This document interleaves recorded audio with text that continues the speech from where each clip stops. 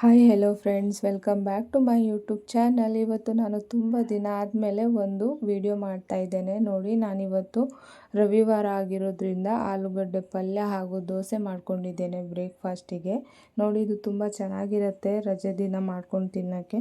ಇದಕ್ಕೋಸ್ಕರ ನಾನು ಇವಾಗ ಒಂದು ಈರುಳ್ಳಿ, ಹಾಗೆ ಒಂದು ಟೊಮ್ಯಾಟೊ, 3 ಹಸಿಮೆಣಸಿನ್ಕಾಯಿ, ಹಾಗೆ ಸ್ವಲ್ಪ ಕೊತ್ತಂಬರಿ ಸೊಪ್ಪು, ಹಾಗೆ 3ರಿಂದ 4 ಆಲೂಗಡ್ಡೆ ಬೇಯಿಸಿ ಇಟ್ಕೊಂಡಿದ್ದೇನೆ. ನೋಡಿ, ಈಗ ನಾನು ಗ್ಯಾಸ್ ಮೇಲೆ ಒಂದು ತವಾನ ಇಟ್ಕೊಳ್ತಾ ಇದ್ದೇನೆ.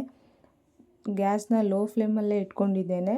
ಈಗ ನಾನು ಇದಕ್ಕೆ 2 ಟೇಬಲ್ ಸ್ಪೂನ್ ಆಗುವಷ್ಟು ಎಣ್ಣೆ, ಅರ್ಧ ಟೇಬಲ್ ಸ್ಪೂನ್ ಆಗುವಷ್ಟು ಸಾಸಿವೆ ಹಾಕ್ಕೊಂಡಿದ್ದೇನೆ. ಸಾಸಿವೆ ಸಿಡಿದ ತಕ್ಷಣ ಅರ್ಧ ಟೇಬಲ್ ಸ್ಪೂನ್ ಆಗುವಷ್ಟು ಜೀರಿಗೆ, ಕಟ್ ಮಾಡ್ಕೊಂಡಿರುವಂಥ ಈರುಳ್ಳಿ, ಹಾಗೆ ಸ್ವಲ್ಪ ಕರಿಬೇವನ್ನು ಹಾಕಿಬಿಟ್ಟು ಚೆನ್ನಾಗಿ ಫ್ರೈ ಮಾಡ್ಕೊಳ್ತಾ ಇದ್ದೇನೆ.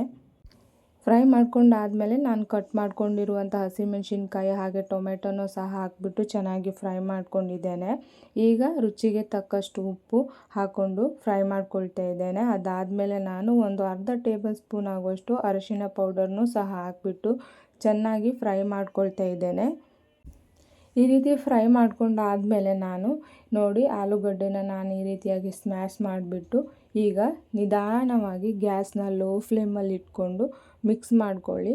ಈ ಥರ ಮಿಕ್ಸ್ ಮಾಡ್ಕೊಳ್ಳೋದ್ರಿಂದ ಖಾರ ಎಲ್ಲ ಚೆನ್ನಾಗಿ ಸ್ಪ್ರೆಡ್ ಆಗುತ್ತೆ.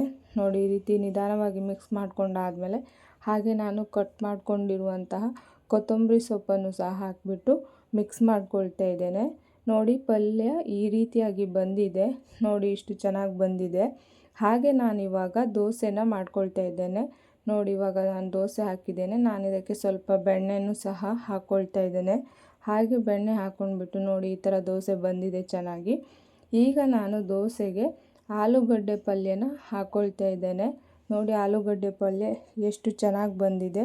ಯಾರಿಗಾದರೂ ಈ ವಿಡಿಯೋ ಇಷ್ಟ ಆದರೆ ಪ್ಲೀಸ್ ಲೈಕ್ ಮಾಡಿ, ಹಾಗೆ ಚಾನಲ್ನ ಸಬ್ಸ್ಕ್ರೈಬ್ ಮಾಡಿ.